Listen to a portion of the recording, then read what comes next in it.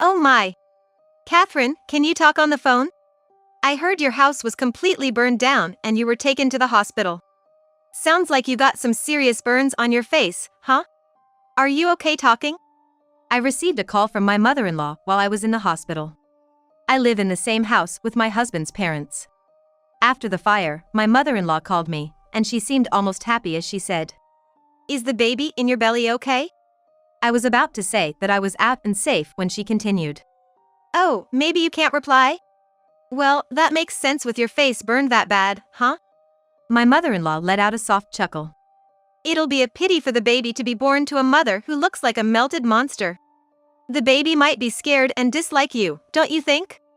She spoke with a smirk, and it didn't sound like she was concerned at all. As I tried to respond to her harsh words, she said something unimaginable. "Maybe it's better if the baby isn't born." "Catherine, thank you. Thanks to you sacrificing yourself, it looks like my long-held dream will come true. Even after you leave the hospital, don't come back to our home. A monster as a daughter-in-law is a disgrace to the Johnson family." With that, she hung up abruptly. Sacrificed? A long-held dream? I had a very bad feeling about this. If my hunch was right, my mother-in-law might have committed a serious crime. To find out the cause of the fire and the true meaning behind her mysterious words, I decided to devise a plan involving my family. My name is Catherine Johnson, 29 years old. I moved in with my in-laws at the same time I got married. Before marriage, I was a preschool teacher. My husband is 10 years older than me out of 39, and is a teacher at elementary school. We met at a matchmaking party. Considering our jobs, there aren't many opportunities to meet people. Plus, as you can see, I'm a bit on the heavier side, so I'm not exactly attractive for the ladies," he said, chuckling. His gentle expression left a good impression on me. It was my mother-in-law who strongly wished for us to live together, which I was naturally okay with it. There are many teachers in my husband's family lineage, including his father and grandparents, who were middle school teachers. I also had a certificate to teach at elementary school, so I think that endeared me to my in-laws. Moreover, my family runs a small hotel back in Nebraska, and my mother had the same mindset as my mother-in-law.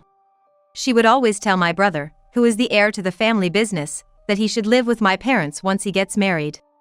Having witnessed that, I figured that's just how things are done, especially for the eldest son. Bob often asked, "Are you sure about this?" But I didn't have anything to oppose to. "Bob, once we're married, I'm thinking of quitting my job and helping out my family's business. It's an hour's drive from here, but there are no fixed working hours, and they even said they'd pay me. Plus, I can take care of my parents at the same time." "That sounds good. We should take care of our parents while we can." "Thanks. I'll be leaving late and come back home early, so I think I'll be able to handle the housework just fine." "Don't worry about that. With Mom around, everything will be taken care of." Thus, it seemed our married life had started off peacefully. Once we started living together, my mother-in-law began giving me specific instructions regarding household chores. Usually, she's calm and collected, but when it comes to housework, her face becomes stern, as if she's a different person. And if I didn't complete the tasks she set, she'd give my arm a sharp smack with a thin wooden ruler. I once resisted, saying, "Please stop." But she replied softly, "This is how the Johnson family does things. I was raised the same way. This has been passed down from our ancestors. Once I'm gone, it'll be your turn to keep this tradition." My mother-in-law's eyes were vacant as she spoke, and I found myself at a loss for words. She didn't just randomly throw shade or harass for no reason. I found that even more frightening. I'd get up at 5 a.m. to prepare meals and do laundry and cleaning before heading off to help at my family's business. By 4 p.m., I'd finish work and start preparing dinner by 6 p.m. My days went on like this. "Catherine, I noticed the 4 corners of the staircase were dusty. Please make sure you clean thoroughly." "I'm sorry. I'll make sure to give it a thorough clean this weekend." "Oh, while you're at it, could you also clean the windows and pull the weeds in the garden?" "I'm sorry, but Bob and I have plans that day, so I might not be able to do it all at once."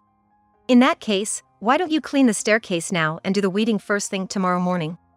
Then on Sunday, you can just focus on the windows." My mother-in-law always found things for me to do around the house.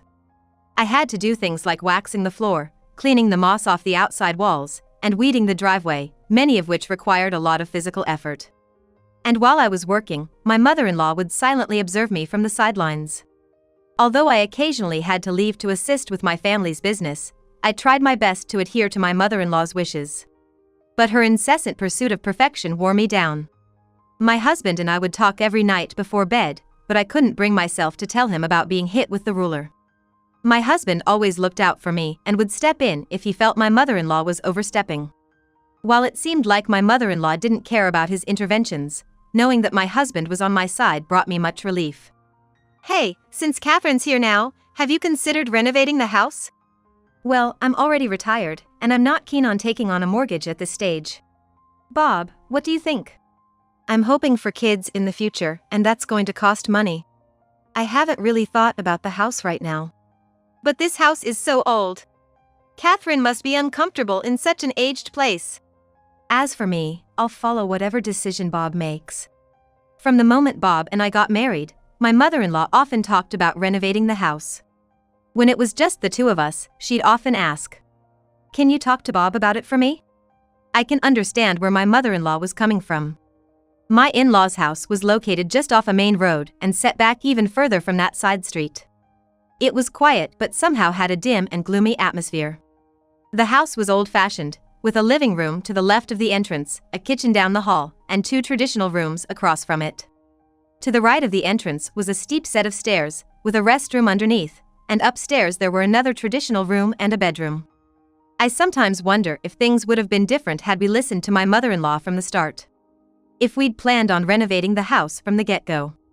Perhaps a different future awaited us. About a year and a half after we started living together, I found out I was pregnant. My husband and my in-laws were thrilled, and we were full of happiness.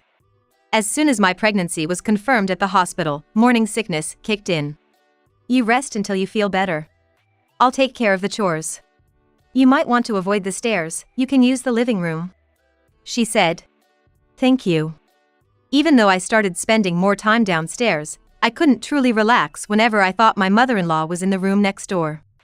My morning sickness got so bad I couldn't eat, and as I started to lose weight, my husband suggested going back to my parents' home. I spent about 2 months there and returned to my in-laws' home once I entered my second trimester. Are you sure it's okay to move around now? Yes, I'm going to help with the housework again. Catherine, you're so lucky. Your parents and husband take such good care of you. My own mother-in-law was a nightmare until she passed away. My husband didn't bother much about it. My mother-in-law started living in this house with Bob's grandparents when he was 8. It seemed she had a tough time with Bob's grandmother. Maybe it was because my mother-in-law was the only one in the house who wasn't a teacher.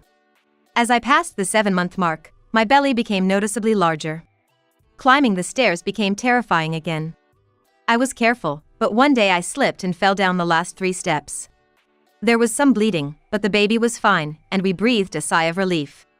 Hey, have you thought about moving before the baby comes? This house isn't really baby-friendly. My husband's proposal took me by surprise. Even though he had never left his parents' house since becoming an adult. He had made up his mind to be a responsible father for our unborn baby and me. I was so touched by his feelings. Over the weekend, he brought it up after dinner. Dad, Mom, we're thinking of renting a place close by. I think it's dangerous raising a child in a 2-story house. Yeah, the stairs are pretty steep. If you guys live nearby, I have no problem with you moving out. At that moment when we felt relieved by my father-in-law's words, my mother-in-law screamed. No way! You can't move out! If you're moving, we all have to move together. We're a family. Just like you value our family, I want to prioritize my family with Catherine and our child. So you're leaving me behind? Why not just renovate this place? You're all I have. You're my only support. My mother-in-law was being hysterical. My father-in-law calmed my mother-in-law down, urging us to go upstairs. Even after we went up, we could hear my mother-in-law's agonized cries, but it soon became quiet. Maybe my father-in-law's words got through to my mother-in-law because she stopped speaking after that.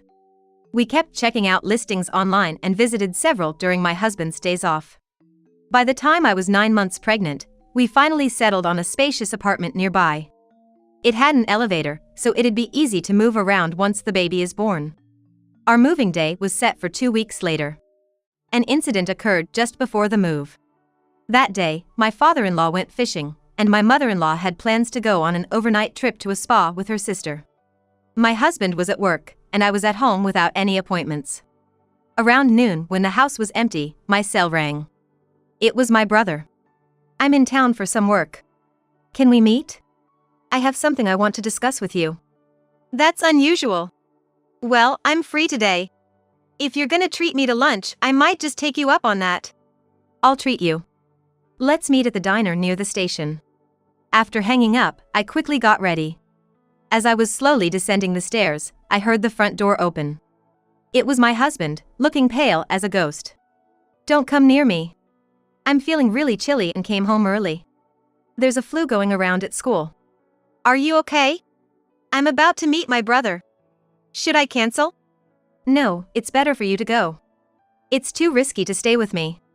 And when you come back, don't come upstairs." "Got it. Just take a rest. I'll pick up some Gatorade or something on my way back." I left, worried about his condition. Turned out, my brother wanted to talk about his plans to marry. He's living at parents' homia and working at a hotel. He mentioned he didn't want to live with our parents anymore as long as they are healthy. While brainstorming how to convince our mother, a call came in from our friendly neighbor. "Catherine? Oh my God! Your house is on fire! You need to get back ASAP!" I jumped up in shock and dashed out of the diner. There was a crowd gathered around my home. Smoke billowed out of my in-laws' house, and flames reached the sky. "Help! My husband's upstairs sleeping!" I tried calling my husband's cell multiple times on the way, but couldn't get through. Pushing through the crowd, I saw the second floor, where my husband was, engulfed in flames. I was too stunned to speak and just collapsed to the ground, crying. One firefighter approached. "Ma'am, do you live that house?" I nodded vigorously. "We've rescued one male from the house. He's got burns and is being taken to the nearby general hospital. Was there anyone else inside?" "It was just my husband." I covered my face with my hands. My brother, who'd followed me, drove me to the hospital. On the way, we tried contacting my father-in-law and mother-in-law, but couldn't get through. Sitting in the hospital waiting room with my brother, a man in a suit approached us. "Are you a relative of Mr. Johnson?" "I'm with the police, and we'd like to discuss the fire." "Yes. Where were you when the fire started?" "My brother called me earlier in the day, and we were at a diner near the station. By the way, what caused the fire? Was it arson? There've been some small fires in the neighborhood recently." "Well, we can't say for sure yet. But it seems the fire started in the bedroom at the back of the second floor where your husband was." "He came home early because he was feeling sick. I think he might have left a heater on." "An electric space heater? Once your husband's conscious, we'll need more details." With that, he hurried off. My stomach was feeling tight, perhaps due to my anxiety. As I was rubbing my belly, someone called out. "Catherine, are you okay?" Looking up, I saw my father-in-law standing there. "I got a call from one of the neighbors, and I drove back home as fast as I could. I'm so relieved you're okay." Seemingly drained, he sat down heavily next to me. "When I got to the house, I saw an ambulance and heard someone was taken. Then I checked my phone and saw a bunch of missed calls from you. Thought maybe it was an emergency call. It scared me." My father-in-law was crying with his head stooped down. "Bob came home early because he felt sick. But we couldn't get in touch with my mother-in-law either." As I was explaining everything to a shocked father-in-law, my phone rang. It was from my mother-in-law. "Oh. Catherine, you can answer the phone? I heard from a neighbor that house was burned down and you were taken to the hospital. They said you had severe burns on your face. Can you even talk?" My mother-in-law sounded like she was in a noisy place, speaking loudly. Her voice even seemed oddly cheerful. "Is the baby in your belly okay?" I tried to say that I was outside and safe, but she continued. "Oh, can't you reply? Of course, with that burned face." My mother-in-law let out a small chuckle. My mother-in-law seemed like a completely different person than her usual calm personality. "It would be so pitiful for the baby to be born with a mother looking like a melted monster. I bet it would be scared and repulsed." My mother-in-law spoke in a half-joking tone, not sounding like someone genuinely concerned. As I was about to retort, my mother-in-law said something unimaginable. Maybe it's better if the baby isn't born. Catherine, thank you. Thanks to you sacrificing yourself, it looks like my long-held dream will come true. Even after you leave the hospital, don't come back to our home. A monster as a daughter-in-law is a disgrace to the Johnson family. With that, she hung up. Sacrificing myself? Her long-held dream? I had a terrible feeling. If my suspicions were correct, my mother-in-law might have committed a grave crime. Since I became pregnant, I used to take about a 2-hour nap after lunch. If nothing had happened, maybe I would have been the one in the accident. Maybe my father-in-law had the same thought because he let out a deep sigh and held his head. He must have heard my mother-in-law's voice from the phone. No way. The father-in-law stood up and went outside to make a call. My stomach is tight and it hurts. I began to feel sick, and as I tried to head to the restroom, my vision blurred. I could see my brother rushing towards me, but I passed out. I went into labor due to the intense stress, and ended up giving birth a bit earlier than expected. It was a boy. With the fire, giving birth, and my husband's hospitalization, it was a nerve-wracking time. But I believe I made it through with the support of my parents, brother, and father-in-law. My husband had severe burns from the right side of his back to his neck and shoulder, and he had fractures from tumbling down the stairs, so he was hospitalized for about a month. During my husband's hospital stay, my mother-in-law never visited the hospital. The father-in-law had called my mother-in-law that day, but he didn't share the details of their conversation. Our second floor was completely destroyed in the fire. I'm currently at the hospital. I heard. Catherine got burns on her face? Bob's probably gonna be by her side during the hospitalization, right? Yeah, we're at Springfield General Hospital. You should come over right away. I can't bear to see it, so I'm not going to visit. I'm planning to stay with my sister for a while. Let me know when you find a temporary place to stay. Wait. You are not planning on coming back? Why should I? I can't do anything, and there's no house. It'll just cost money, right?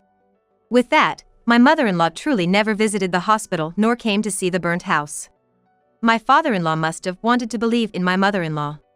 Without even telling her about the birth of their grandchild, he waited for her to come back on my mother-in-law's own, but his hopes were never realized.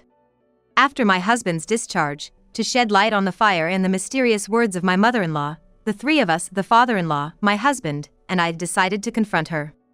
Regardless of my mother-in-law's reasons, I couldn't forgive her words that implied it might have been better if our child wasn't born. I swore I'd make her regret it for the rest of her life. Soon after my husband was discharged, the four of us gathered in a room of the hotel my family runs. My mother led my mother-in-law into the room, and she seemed to give me a faint smile. Once my mother served tea and left the room, leaving me with my in-laws. Where's Bob? Bob stepped out for a bit, but he'll be back soon. My mother-in-law chuckled and said, My condolences for your troubles. With my face, neck, and right upper arm wrapped in bandages, I said nothing in response. Looking at my abdomen, my mother-in-law said, Catherine, it was a shame about the baby. But maybe it was for the best.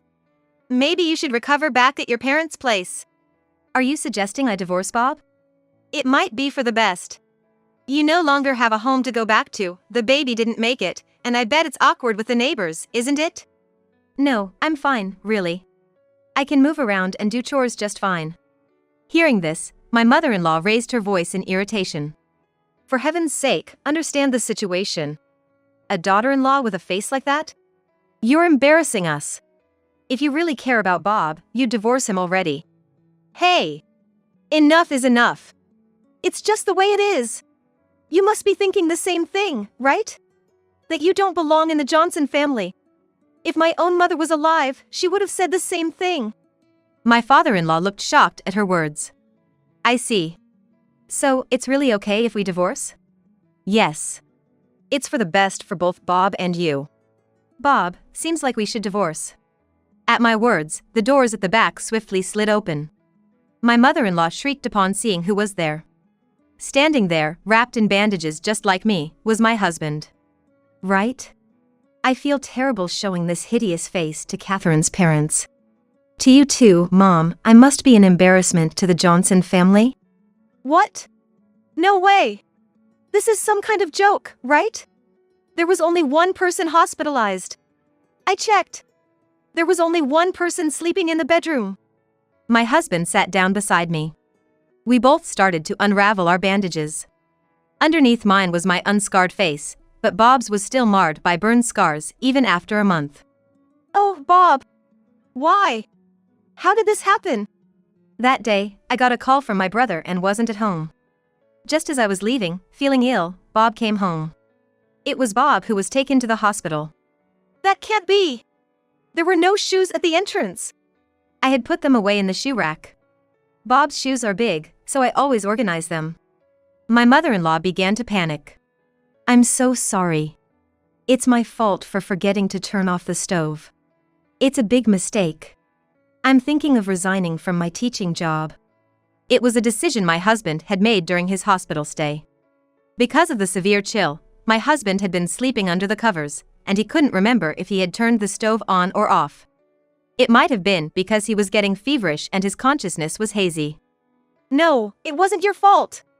I was the one who lit the fire. I also turned on the heater and left the room. So please, don't quit your job as a teacher. My mother-in-law will scold me for sure. My mother-in-law's face turned pale, and she started to tremble. So, it was you who started the fire, mother-in-law? You wanted the blame to be on me? I didn't realize you despised me that much. All right, I'll divorce Bob, just like you want. What are you talking about? It's your fault Bob ended up like this. You better stay by his side and take responsibility. Why is it my fault? If you had been home that day, none of this would have happened. My mother-in-law's words made no sense. What was your long-time wish, mother-in-law? Was it to see me suffer? Did you set the fire because of that? I've always been jealous of you. You come from a wealthy background, graduated college, and even have a teaching license. My mother-in-law would probably love someone like you. I regretted about the baby, but I truly wanted you gone. After her heated outburst, my mother-in-law said in a hushed tone, More than anything, I wanted that house to burn down. She is still there, you know. She silently pressured me, watching from the shadows of the doors, the end of the hallway, and from the top of the stairs. My mother-in-law's voice cracked with emotion. Could a person, even after death, still dominate someone this much? Cry of a baby. In the silence of the room, the distant cry of a baby echoed. Wait, Catherine, is that? Yes, it's our child. I will never let you meet him. My mother-in-law's expression vanished. Mom, I'm planning to divorce Catherine and then remarry her. What do you mean? When we remarry, I'm gonna drop the Johnson name. No! Bob! No! My mother-in-law let out a gut-wrenching scream. It seemed my mother-in-law's decades of emotions, imprisoned by fear, had erupted all at once. Even though the entire act had been orchestrated out of spite, the outcome left me with a heavy heart. My mother-in-law turned herself into the police, escorted by my father-in-law and my husband. Arson is a serious crime. I never intend to see my mother-in-law again. Still, I sincerely hope that with the burning of that house and the bamboo ruler, my mother-in-law's heart will find peace. My father-in-law had always known about the feud between his wife and his own mother, but chose to ignore it. He's decided to wait for my mother-in-law to come back, rather than divorcing her. As for my husband's declaration to my mother-in-law, he quit his teaching job. Now that his mother has admitted to arson, he believes he's no longer qualified to teach at school. Now he is involved in education as a tutor. We divorced once and got remarried, changing our last name from Johnson to my maiden name. We wanted to quickly sever ties with the name Johnson, which tormented my mother-in-law. Perhaps due to this incident, and with some thoughts of her own, my brother happily started his newlywed life with just him and his wife. We sold the land where my in-laws' house stood and moved to a new home we'd contracted with my father-in-law. We're talking about buying a house closer to my parents' place once our son gets a bit older. We're hoping we can move towards a happier future this time.